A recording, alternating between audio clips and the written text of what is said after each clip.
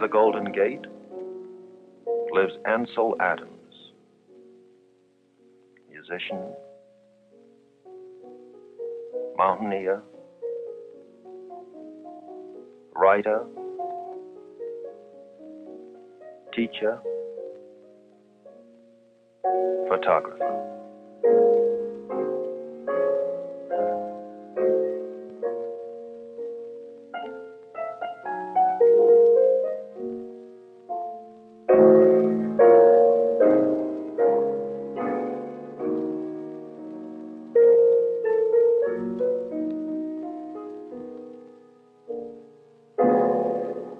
Light, to Adams as to all photographers, is the great medium of revelation.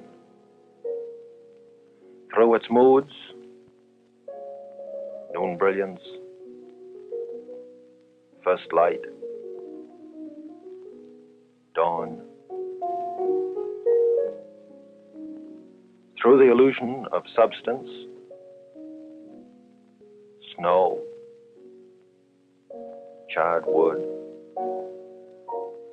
stone,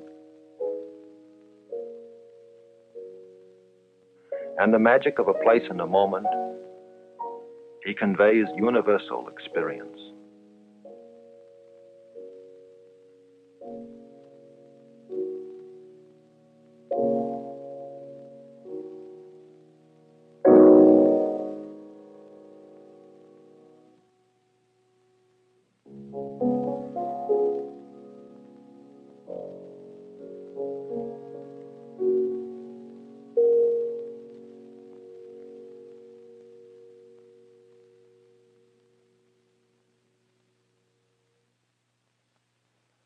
Perhaps music is the most expressive of the arts.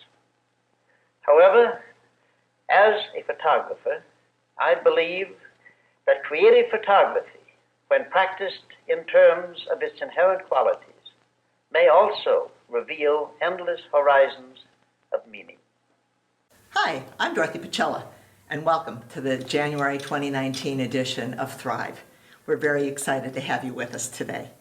I'm very excited to be here because we have a very important session with you to share some wonderful information with you. I'd like to introduce to you my husband, Carmen Pacella, and he has had a wonderful career in printing and photography and commercial printing. And part of his background was working with Ansel Adams. And the whole time I've been married to Carmen, it's been great because I always loved telling the story, hearing the story. And now that we live in the village, which has just been over a year, I felt the villagers needed to hear the same great story because Ansel is such an icon in American history that it just shouldn't stay in our little village, in our manor. I thought we really needed to share the experience. So with that, I'd like to introduce Carmen. And Carmen would take some time and tell us this morning, first off about your career and how printing was so important, and then how that ultimately led you to Ansel. Thank you. That's quite an introduction. I hope I can live up to that. No, in the village here, it's been very enlightening for me working from, and I'm going to take it from the back to the front. Having worked in the village here for the last 14 months, I got to get an very in-depth view of the people that live here. The retired people that live here come from a variety of backgrounds, and the talent in this community is absolutely incredible. The wood shop, the photography department, the jewelry making, the casting, slip casting, and all that in Clubhouse 4. How I got started, it's actually kind of weird because I actually took classes at Saddleback College here back in the 70s, and the marketing class that I had taken, it led me to sort of reach out from my local business to expand to a national business. So it was interesting to be right next door to the Saddleback Emeritus campus here. So it's kind of like a full circle. But I started a business importing photographic paper from Japan. And this was photographic paper. Started the company was Oriental Photo Distributing Company that we founded in 1979. That paper was used by quite a few fine art photographers, black and white, and it's a silver-based photographic paper.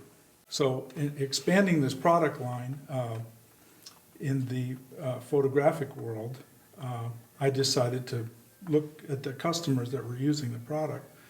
And of course, the first name that comes to the top of the list was the most famous photographer probably on the planet at that time, and that was Ansel Adams.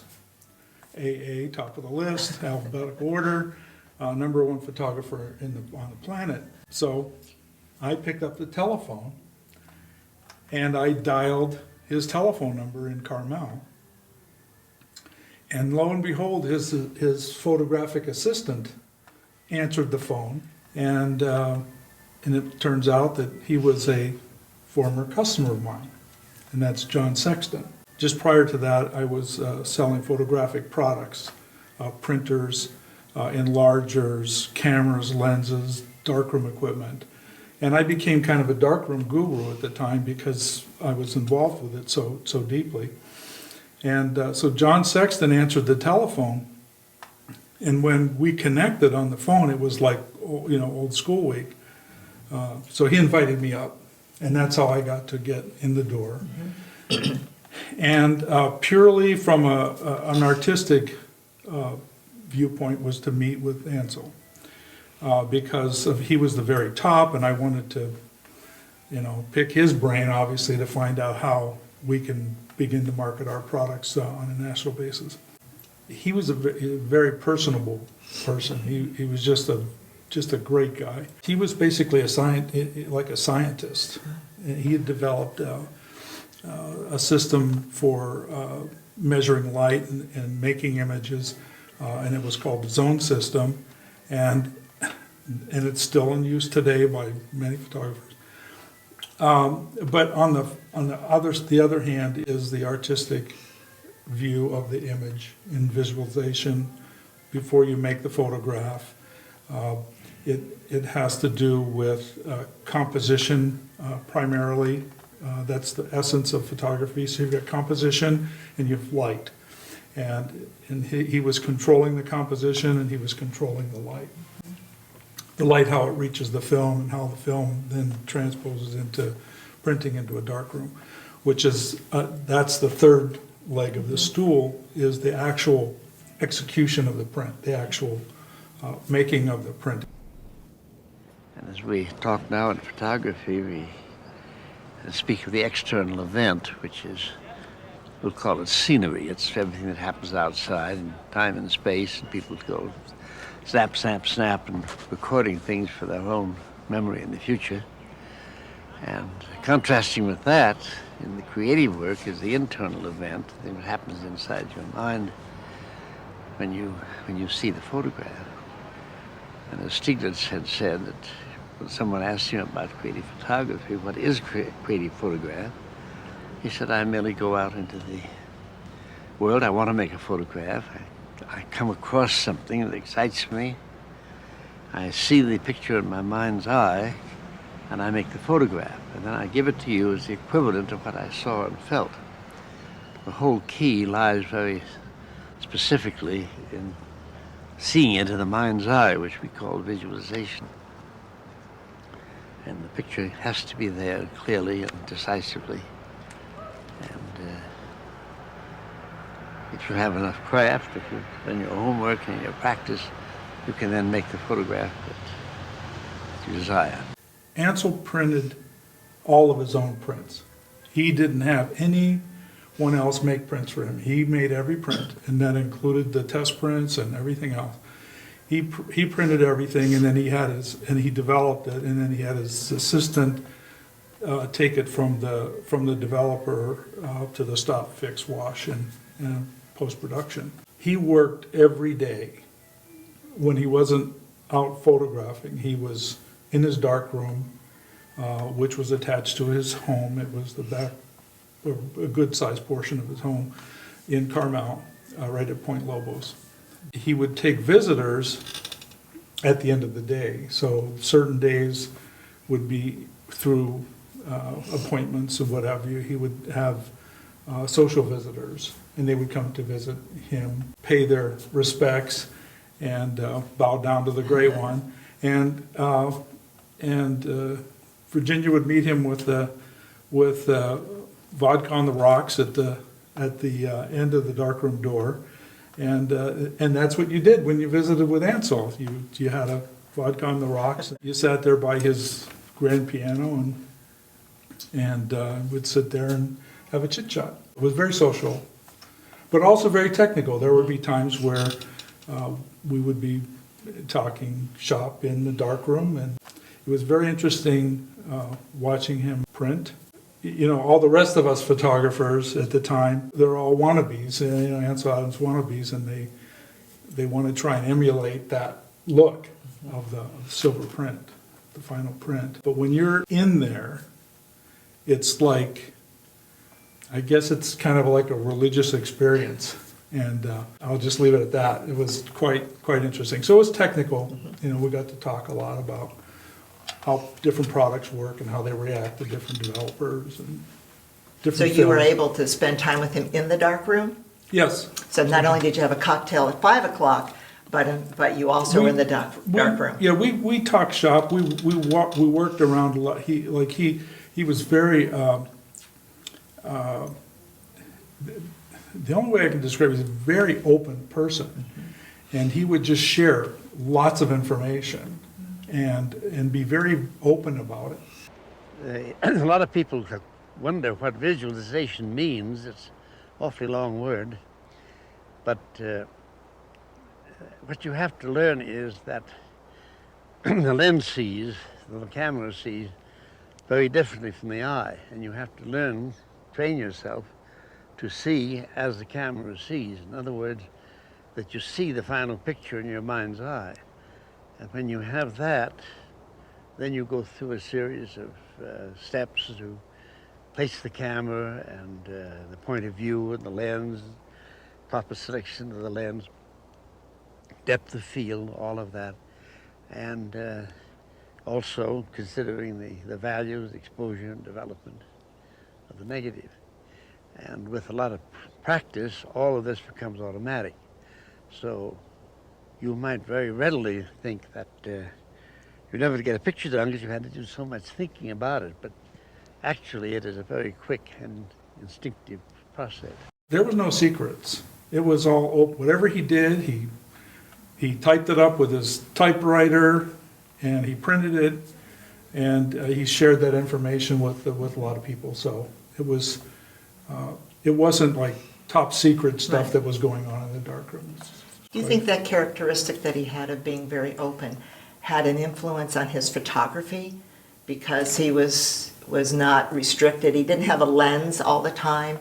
He spoke from his heart. When you look at an image, not in a book or in a portfolio, but when you look at any of his major works, the prints that are on the gallery walls, the museum walls, you can feel it.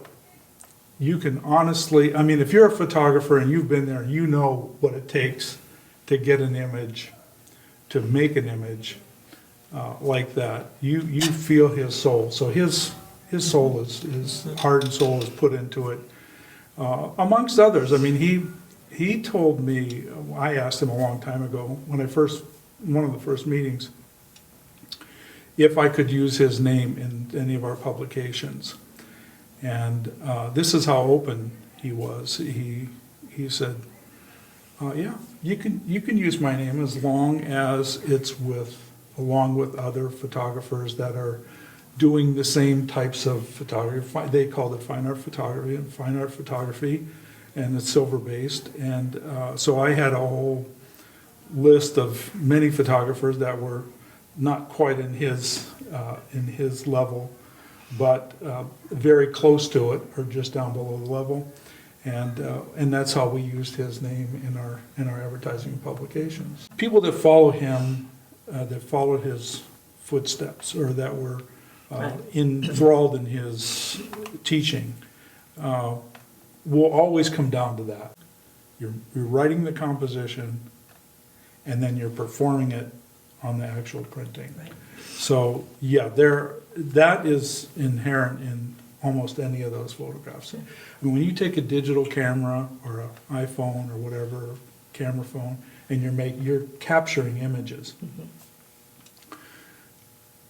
that's all you're doing. You're not physically making print, you're not manipulating a print. Now, if you take it into Photoshop and you start doing all those manipulations and things like that, that's pretty much what he did, but he did it on he did it on an analog level with light and darkness, and working in the darkroom and photochemicals. So one of his most famous photographs is Full Moon. And you mentioned he actually personally told you. There's two moon And he images. told you how they all came to be. Can Right. you share that with us? The moonrise over Hernandez, New Mexico, is probably the most famous. Second would be the full moon in Yosemite over Half Dome. Those are probably the two most iconic images. The Hernandez image, and this was told to me, we discussed it briefly because by that time, when I had met him, he had already had a whole lifetime of imagery and collecting and gallery printing and like that. So it was kind of like one of those things where you didn't really want to talk about, because it's like a songster that writes a song that plays it 27,000 times and they don't want to talk about it anymore. Right. And so it's kind of like when I met him, it was at the end of that time period. But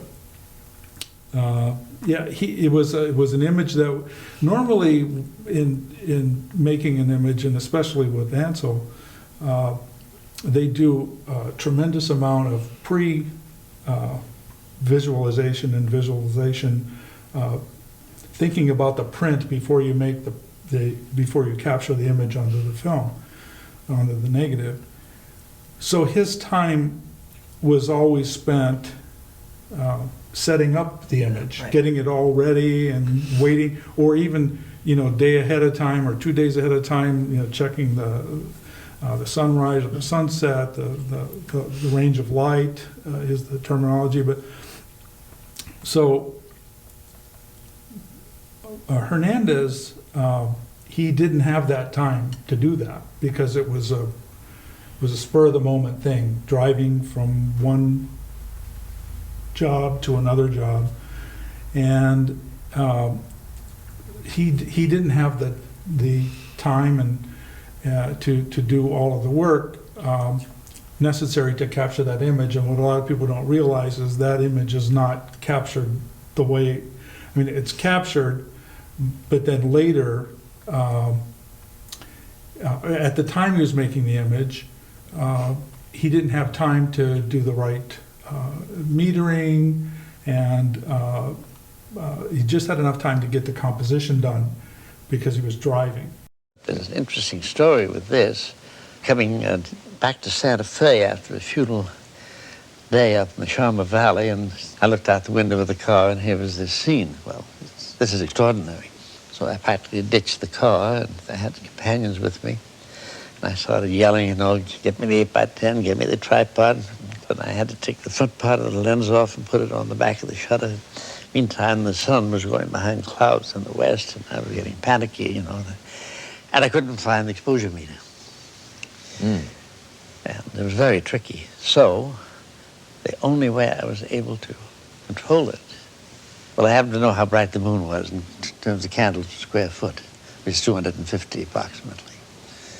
So knowing where that was and putting that on zone 7 at the scale, I could feed exposure. And for the sake of the photo buffs that are looking at this, I use a G filter at 250 on 7 would be about 60 on 5, and the 3 times filter would be 20th of a second at f8. And I moved it up to long second 32, and I said, I've got a picture, and I put the slide in, turned the holder around to duplicate it, and I pulled the slide out, the light went off the crosses, disappeared. Oh, the crosses in the photograph. So the whole image just went dead. In that second. So I made it by just a few seconds. Knowing what you know now and having had that experience, is there anything you wish you had done or asked Ansel that you didn't at the time? No, I don't think so. I think I would ask him the same questions today that I did then. In other words, you know, having been, it's like being a Monday morning quarterback. Having been on this side of it, there's not too much I would do differently. You know, I can't change. Right. I can't change anything. I'm nowhere near the printer or even you know, a scratch on the surface of printing the way he printed, but I learned a lot from knowing how to do certain dodging and burning and certain techniques that you do in the darkroom. And yeah, I don't think I would ask anything different than when I asked then. Do you find yourself, when you were doing more printing, did you find yourself asking, what would Ansel do? Yeah, of course. Mm-hmm. Yeah, I did that a lot. You know, how would he solve this problem? Right. And yeah, I mean, it's just one of those things that you had to be there to really understand it. But, and I'm nowhere near the expert. What I'm saying is, I was doing it from a commercial perspective, and so I wasn't relaying that information to the field. What I was doing was relaying that information back to our factory when we were working on different types of papers and what the consumers were looking for, because his followers were my customers. Yes. And so they're going to follow whatever he said. Like and Ansel said, you know, you can mention my name as long as you mention these other photographers that are following the same suit. So if I look at John Sexton or Bruce Barnbaum or Brett Weston, they were following the same thing, but in a different way. Some of them were copying exactly, and some of them were adding their own spin, you know, adding their own technique to it. Basically, art is in the eye of the beholder. When you see an image, it's going to speak to you, and it's either going to speak in a really nice voice or you're not going to like it. I mean, that's just the way those images are. And there are people that all copy everybody, and that's fine too. Everyone has their own soul, and everyone has to print from their heart. And when they do that work, you know that it's a labor of love. They're not doing it for some commercial purpose. I mean, commercial's fine, that's, you know, that's after the fact. There's always a mentor. Everyone has a mentor somewhere. Whatever, you know, there's photography teachers all over the world that are teaching young photographers, and so they're going to follow that, whatever path that is. Right. Did Ansel do anything in color? He was a paid consultant with the Polaroid Corporation, and at the time, you know, Polaroid was very popular, and they had made a process by which, you know, most Polaroid prints were 3 by 4 inches, very small, pop out of the camera, peel the paper. And they transitioned also from black and white to color, then made larger cameras, 4 by 5, and then the largest they made was a 20-inch by 24-inch Polaroid camera, which is huge. It's like a building, you know. They had hired him to promote their Polaroid Polacolor, and that 20 by 24 was set up at the White House in Washington, D.C., and he photographed Jimmy Carter as the President Carter on a 20 by 24 Polaroid camera. And interestingly enough, his assistant, John Sexton, which was my contact there, he visited that, and he was part of that process. So yes, he did color, and it was with Polaroid. And then the only other endorsement that he had 2 other endorsements. One was with Hasselblad cameras of Sweden, and the other one was with Toyota. So he did the Toyota, and I remember when I was like 19 years old in my dark room, I had a poster of Ansel Adams in the High Sierras with his camera shooting a tree, or photographing a tree, and it was an ad for Toyota and the Nature Conservancy, how they were, and this is when Toyota was just getting started in the US.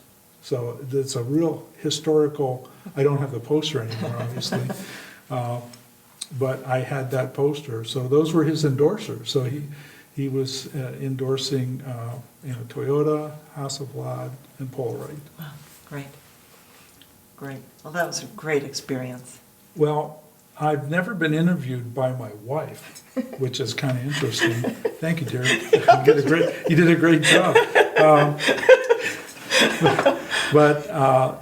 And I'm thrilled to be with the group here at Thrive, and also in the village. I mean, this village is very important, and I feel like I've made a full circle, having had my original marketing classes here at Saddleback in Mission Viejo, and making this full circle back here, retired, and just having a good time.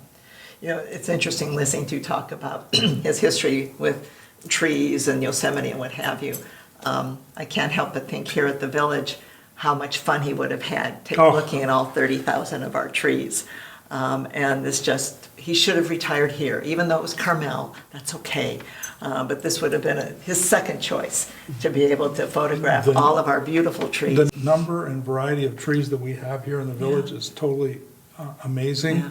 And if you take a walk through the Aliso Creek Park in our community here, when I walk through there, I'm pre-visualizing, I'm watching him in my mind, setting up the camera at dusk or at dawn, early light, late light, and measuring the light and contemplating the image and thinking about the printing. And I do that when I walk through there.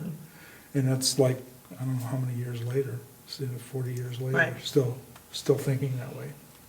So the spirit of Ansel still walks in the village. Anywhere there's a rock and a tree, a cloud, a waterfall, wherever there's nature, there's Ansel. That's right. That's right. Ansel Adams, I should say. Yes. I hope I helped. As I said, it was just a brief interaction with probably one of the most influential photographers. I think the thing that's important, Carmen, and when I share that with our friends and people I meet, and every time the reaction is wow. And most people don't have an opportunity to meet such an icon in U.S. history, photography, printing, regardless. And he is an icon. And you had 5 years of that experience. Yeah, it was on and off. On and off for 5 years, but just one meeting would be would be monumental. But you were blessed with his partnership, his endorsements. If you want to see his legacy, check out the Yosemite Center, the Ansel Adams Gallery, because there's a lot of photographers in there, even though they're taking the pictures of the same rocks and the same trees and the same waterfalls. They're all doing it differently. They're all interpreting differently. They're all executing their concerts differently, and they're executing their performances differently. Right. Yeah. But we live in a wonderful world. Yes, we do. This is great. Yeah, this Thank is you, great. dear. It was wonderful. Thank you for your time, Carmen. Good.